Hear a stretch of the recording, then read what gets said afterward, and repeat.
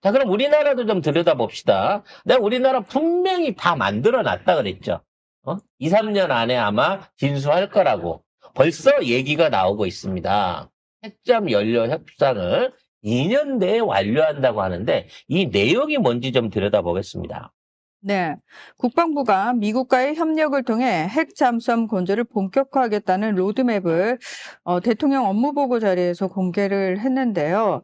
핵 잠수함 가동에 필요한 농축 우라늄 연료 공급을 위해서 미국과 2년 내에 협상 완료를 목표로 설정을 했습니다. 그래서 내년 중 한국형 핵 추진 잠수함 기본 계획을 수립하고 기재부, 외교부 등 10개 부처가 참여하는 상설 범정부 사업단을 구성해 역량을 결집하겠다라고 밝혔습니다.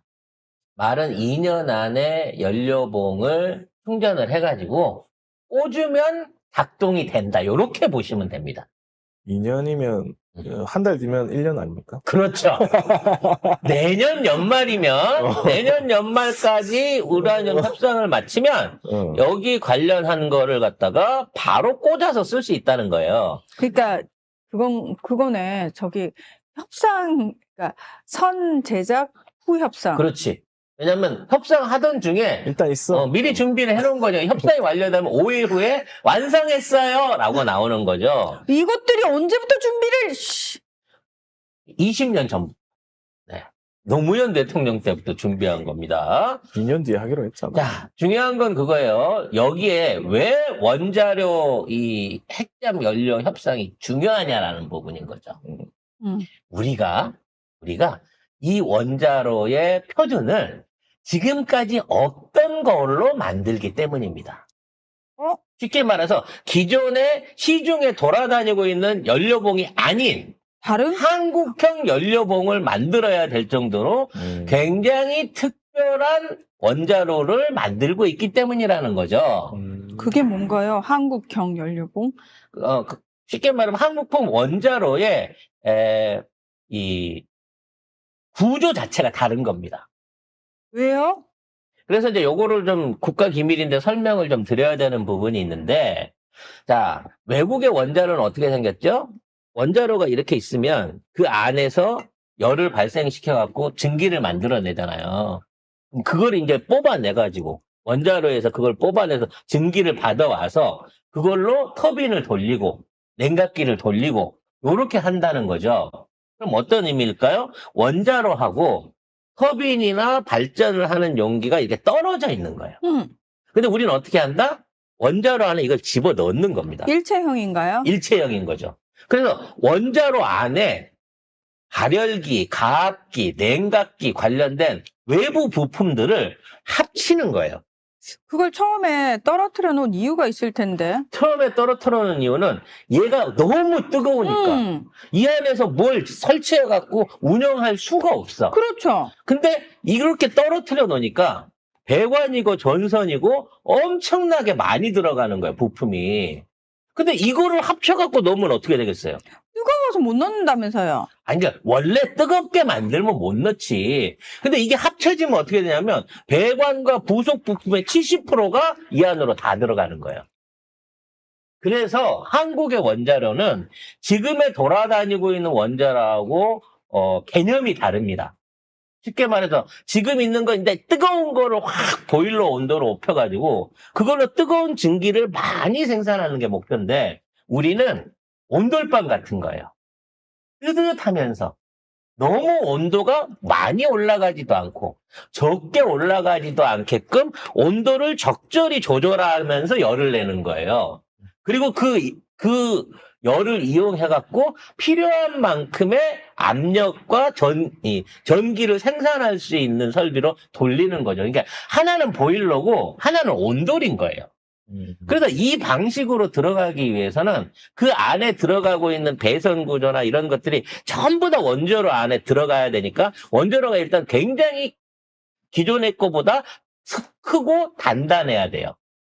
왜냐면 압력 용기부터 시작해갖고 뭐 모든 것들이 다 들어가야 되니까 모든 설비들이 두 개로 나뉘어져 있던 설비들이 합쳐져야 되니까 크고 단단해야 되고 그 안에 있는 연료봉도 천천히 오래 타면서 높은 열이 나지 않는 방식의 발열 방식을 취하고 있다는 거죠. 그래서 이걸 어떻게 이해를 하시면 되냐면 이 방식으로 만들어진 원자로가 생기면 이거는 일단은 폭발 위협이라든지 고열에 대한 위협이 확 줄고 진동이라든지 각종 통제에 있어서 훨씬 원스톱으로 쓸 수 있는 새로운 개념의 원자로다라고 이해를 하시면 되는 거예요. 근데 예를 들어서 고온으로 가면은 출력이 확 셀 거라는 생각이 있고 그런 식으로 낮은 온도로 가면은 출력은 좀 떨어지지 않을까라는 출력은 상식적으로. 당연히 떨어지죠. 응, 하지만 원자로잖아. 무제한이에요. 그 가능성은. 응. 이게 쉽게 말하면 우리가 이제 요게 똑같은 건데 80메가와트 원자로라고 합니다. 80메가와트 원자로는 이게 이제 열 용량, 그러니까 보일러 용량으로 따지면 300메가와트 원자로인 거예요. 그러니까 열이 300까지 올라갈 수 있는 거를 100 정도로 줄이더라도 열 효율이 아닌 발전 효율에서는 그거와 똑같은 충분히 힘을 쓰고도 남는다는 거야. 즉 300도까지 올릴 필요가 없는 거예요. 100도만 가져도 우리가 필요로 하는 전기는 무제한대로 뽑아 쓸 수 있다는 거지. 그러면 기존에는 뭘 그렇게 뜨겁게 했대? 아, 그냥 뜨거운 게 좋은 건 줄 알고. 아, 출력만 높이면 좋은 건 줄 알고 그냥 뜨겁게 한 거예요. 이거를 한미 무역 협상을 하는 과정 중에 트럼프랑 미국 애들이 봐버린 겁니다. 그래서 얘네들이 어떻게 했냐? 갑자기 핵을 동업하자고 하는 얘기가 나온 거예요. 즉 우리가 얘기한 스마트 원자로거든 이게. 이 스마트 원자로를 갖다가 미국에서 집중적으로 사용을 하겠다라고 하고 미국의 전력 기업인 엑스가 두산 에너빌리티하고 무려 16대를 한 달도 안 돼, 한 2주 전에 계약을 했어요. 아직까지 미국 내에 한 대도 실용화돼 갖고 장착이 된 적이 없는 이 스마트 원자로를 16기를 한꺼번에 발주를 했다니까? 자, 그러면은 여기서 우리가 걱정하는 거 웨스팅하우스에 이거 소형 원자로는 다 우리 기술이야. 아닙니다. 이 기술은 기존에 있는 경수로 기술하고는 완전히 다른 거기 때문에 아니야, 작은 건 무조건 우리 거야. 아니야. 그 기술은 원래 소련 거였고 그거 받아와서 우리가 개조한 게 30년이 넘었기 때문에 이 기술은 100% 한국 거야. 그래서 외국 업체도 우리나라한테 사서 쓰는 거예요. 이거는 확실하게 저기 웨스팅하우스가 저기 그거 우리 건지 누구 건지 우리가 정하는데 가가지고 판단을 받아보자라고 딴지를 못 걸 정도로. 절대 못 겁니다. 그래서 이게 16기가 발주가 됐다는 거는 이게 발주돼갖고 실용화돼서 바로 투입이 될 수 있는, 그러니까 미국이 필요로 하는 300기가 넘는다고 하는 앞으로의 원전 시장 자체를 전부 다 장악하는 거고, 그리고 그 이외의 군함이라든지 대형 수송선이라든지 이런 쪽에 들어가는 스마트 엔진들도 이미 상업화의 길이 열렸다고 봐야 되는 거예요. 그리고 이 상업화의 길에 따라서 이 엔진을 사용하는 데 있어서 가장 큰 주안점이 뭐다? 연료봉을 말하자면 압축해가지고 안정적인 연료 공급을 하는 건데 그걸 갖다가 미국 애들이 우리랑 5대5로 동업하자는 거 아니야. 왜? 기술이 우리밖에 없으니까 미국에서 만들어서 우리 같이 전 세계에 팔아먹자라고 얘기를 한다는 거죠. 그럼 웨스팅하우스가 얘기하고 있는 거 그 계약은 어떻게 되는 거예요? 그건 경수로에 하라는 거예요. 경수로라고 하는 지금의 대형 원자로 이런 거 1메가와트짜리 이런 거 얘기하는 거고 우리는 아까도 얘기했지만 80만 킬로와트 정도. 그러니까 1메가와트면 1000만이잖아요. 그거에 12분의 1 정도밖에 안 되는 거기 때문에 지금 있는 이 원전 시장은 완전히 다른 개념으로 가는 거랍니다. 가는 거라는 거예요. 그래서 이 원전이 실용화돼서 지금 전 세계 앞으로 신규 원전의 표준이 될 가능성이 매우 높아졌다는 겁니다. 이게 두산 에너빌리티네. 네. 이거 저기 명태균 기업이잖아요. 응? 아유. 명태균이 창원 창원 산단 안에서 집중 투자한다고 하는 두산 에너빌리티야. 즉 이 두산 에너빌리티가 이에 대한 절대 따라올 수 없는 고유의 신기술을 2가지나 갖고 있다는 거예요. 그것까지 살짝 설명을 드리자면 이런 형태의 원자로는요, 용접으로 못 만들어요. 그럼요. 통짜로 찍어내야 되는데, 이게 단조라고 하는 기술이 필요한 겁니다. 단조. 네, 그러니까 이런 3m 직경이 넘는 거대한 철덩어리를 그 철덩어리체에서 두들겨가지고 원자로 모양 단지로 빚어내야 되는 거예요. 그 사람이 해야 되는 거예요? 기계가 해야 되는 건데, 기계가. 이거를 할 수 있는 기술력과 설비를 가진 데가 전 세계 두산 에너빌리티밖에 없어요. 근데 지금 두산 에너빌리티가 2030년도까지 이 시설 증축을 계획을 해놓고 있는데, 이게 1년 60기를 생산할 수 있는 어마어마한 양을 2030년도까지 증축을 한다는 거예요. 즉 1년에 최소 60기 이상의 스마트 엔진을, 이런 원자로를 만들겠다는 계획으로 투자를 하고 있다는 거죠. 아마존이 그 데이터 센터 전력 때문에 60기를 주문을 했대요, 이미. 네. 그래서 재료 없어서 못 만드는 상황을 방지하려고 지금 미국에서 줄을 서서 계약을 하고 있다고. 그래서 다시 한번 이제 모든 원론으로 돌아가자고 하면, 기술이고 생산이고 설비고 한국에 다 있어. 유일하게 없는 게 연료봉이야. 그 연료봉을 채우는 것도 한국 기술로 가야 되지만, 우리는 지금 농축이라든지 뭐 법적 제한이라든지, 한국이 20% 농축한다고 실수로 90% 하면 어떡하냐, 이런 외교적인 문제 때문에 못하고 있는 게 있는데, 이거를 미국에서 생산해서 해결하자는 거예요, 트럼프 얘기는. 즉 걔네들은 우리나라가 지금 진행하려고 하는 차세대 추진 원자력 잠수함 이것뿐만 아니라, 우리가 여기에 응용해서 만들어서 쓰려고 하는 차세대 스마트 원자로에 대한 상업적 가능성을 무한대로 보고 있는 거야. 그래서 미국에 300기 놓겠대잖아. 미국의 군함이나 상선이나 컨테이너 선들 다 이걸로 놓겠대잖아요. 이게 앞으로 우리나라 원자력 관련한 엄청난 새로운 시장이 돼. 경수로 따위 안 만들어도 돼요. 이 엔진 가지면요, 무슨 장소의 제약 없이 어디서나 원자로를 만들고 구성시킬 수 있습니다. 30만 명급 되는 소도시 옆에다가 이거 하나 딱 세우면 그 도시에 전력이 안정적으로 공급될 수 있는 스마트 원전의 대중화 시대가 열린단 말이야. 그거를 알기 때문에 16개 일괄 계약이 미국 회사하고 이미 일어났다는 겁니다. 그래서 이 돈독이 올랐어, 트럼프는. 이제 앞으로 이거 해놓고 농축 우라늄 원료 만들어서 딱 팔면, 뭐 조금 진하게 팔면 한 5년, 짧게 잡으면 한 2년마다 계속 해갖고 주기적으로 연료봉을 사다 쓰는, 이렇게 말 주유소가 되는 거야. 원자력 주유소를 할 수 있는 거야. 이 사업을 놓치겠냐고요.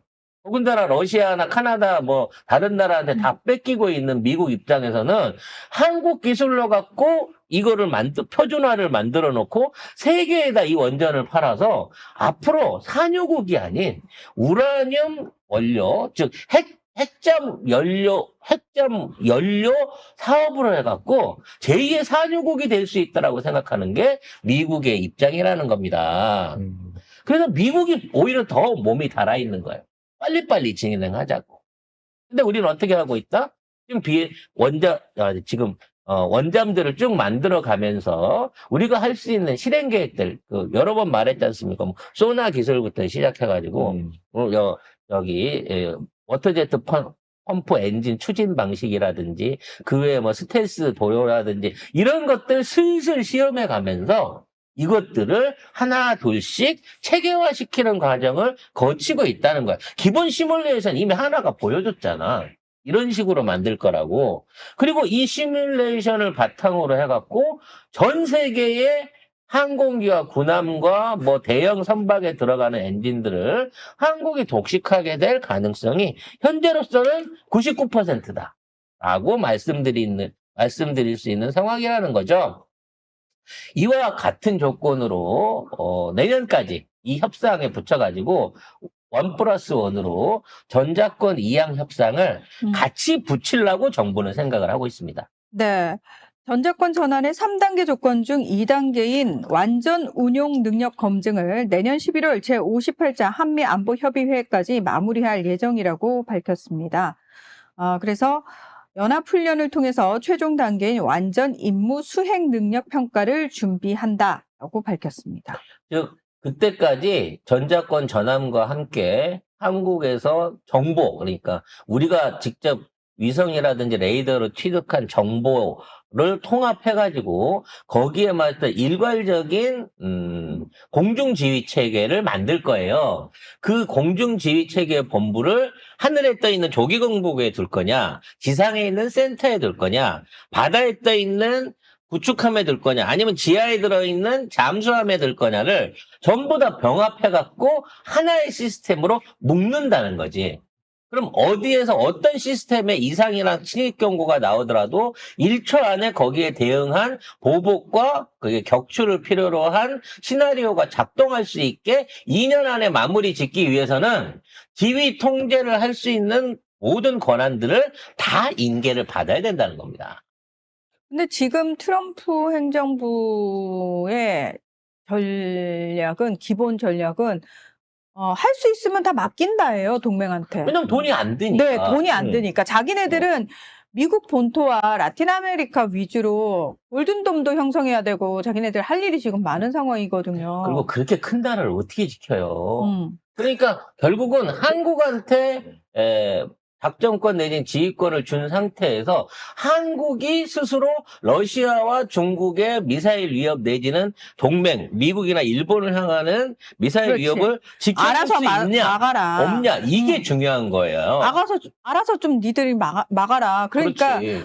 눈치 보면서 저희가 이것도 할 수 있고 이것도 할 수 있고라고 얘기할 필요 없이 당당하게 이거 가능합니다. 그러면 미국에서는 너무 원더풀 브라보 이러면서 다 해라. 아니 학생이 우등생에서 선생보다 잘하는데 숙제 검사할 필요가 없잖아. 당연하죠. 그치. 지금 미국은 그걸 하고 싶은 거예요. 그러니까 사람들은 저기 보수 그다음에 극우 애들은 미국이 그걸 허락해 주겠어 이러는데 병신 새끼들아, 미국은 지금 그걸 하라고 난리를 치고 있는 거야. 그래서 그 단계가 이루어지게 되면 솔직히 미국은 숟가락만 없는 그렇죠. 거고 그렇죠. 동아시아 안보는 한국이 한국이- 알아서 할 수 그렇죠. 있다는 거야. 일본 니들도 도움받고 싶고 지켜지고 싶으면 한국한테 가서 도와달라 그래. 우리는 이제 한국한테 맡겨놓은 걸로 해서 러시아, 중국 감시와 견제, 봉쇄 다 할 수 있어. 요런 구도로 바뀌어가고 있다는 겁니다. 아니 그렇다고 러시아나 중국이 우리를 공격하겠냐고. 우리가 러시아나 중국을 공격할 일이 있냐고 막말로. 없지. 없잖아요. 우리는 뭐 국제적인 이익이 없는 이상은 아니 우리가 무슨 언제 소련 땅을 달라 그랬어, 북경을 달라 그랬어. 그러니까요. 그냥 우리는 요대로만 살면 돼. 하나는 있죠. 윤석열 같은 극우적인 인간이 뭐 러시아니 중국 막 공산당이 어쩌니 뭐 헛소리 하면 긴장이 높아지겠죠. 근데 그럴 일은 없다.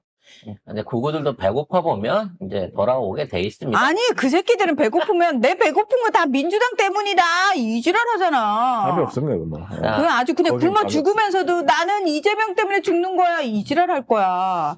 윤석열이 총 쏴가지고 구총에 맞아 죽으면서도 이거 이재명이 쐈지, 이재명이 쐈다고 얘기해줘. 난 이럴 이재명한테 죽었다고 생각하고 죽을래 뭐 이런. 그러니까. 그렇지. 네, 뭐 어찌 됐거나 우리나라는 진짜 대통령 하나만 바뀌었을 뿐인데 정말 그 이전에 어떤 대통령들도 뭐 누굴 폄하하려고 하는 거 아니에요. 문재인 대통령이나 노무현 대통령, 김대중 대통령 잘한다고는 했었는데 지금의 이재명 대통령 같은 외교적 또는 안보적인 자신감과 추진력을 보여줄 수가 있겠느냐 싶은 거지. 근데 그 전에 다 그분들이 만들어 놓은 거를 그렇죠. 이재명 대통령이 잘 기본적으로 활용하는 만들어 거죠. 잘 활용하는 건데 아무튼 무기가 없으면 우리가 말로만 싸워야 되잖아. 그쵸? 근데 우리가 그동안 말로만 싸우는 줄 알았는데 아니 뒤에 흉기가 아니 여기 흉기 아니면 얘네들 생각에 아니 저것도 주섬주섬 하는 거 보니까 뭐 도라이바나 뭐 잭나이프나 꺼내겠나 했는데 이따시만한 막 망나니카냐 도끼가 나오고 있는 상황이라 저 정도 같으면 저 정도 같은 건드리면 안 되겠는데? 라고 생각할 만큼 정말 놀라울 정도의 변화와 특별한 기술들을 전 세계에 지금 보여주고 있다. 이런 부분 안에서 여러분들이 국뽕을 좀 가지실 필요가 있다라는 말씀을 이번에 또 드리도록 하겠습니다. 근데 우리 국민이 할 일은 말 조심을 해야 된다. 우리 이것도 있고 이것도 있고 이것도 다 만들었지 다 죽일 수 있어 이런 말은 절대 하면 안 된다. 네. 그래서 제가 또 자제하고 있는 국가 기밀들이 많이 있습니다. 유명한 짤 네. 있잖아요. 그 KTV인가에서 그럼 우리도 이제 ICBM BM. 가게 되는 건가요? 하니까 그렇게 말하면 안 되고요. 그래서 내가 맨날 우리 위성 쏠 때마다 저 로켓이 아니고 미사일이라고 얘기하는 이유가 그런 거거든요. 아니 말 조심하시라고요. 아니 어떤 나라도 미사일을 저렇게 뾰족하게 저렇게 가늘게 만들지 않는다니까. 그렇게 말씀하시면 안 된다니까요. 저렇게 가늘게 만든 이유는 저기 다 잠수함에 담으려고 그런 거예요. 니마 애초부터. 눈치 좀 챙겨요. 네. 그래서 외국같이 뚱뚱하게 로켓을 안 만드는 이유. 우리는 이게 담아둘 때가 따로 있기 때문에 이렇게 어렵게 설계하고 어렵게 만드는 겁니다, 여러분.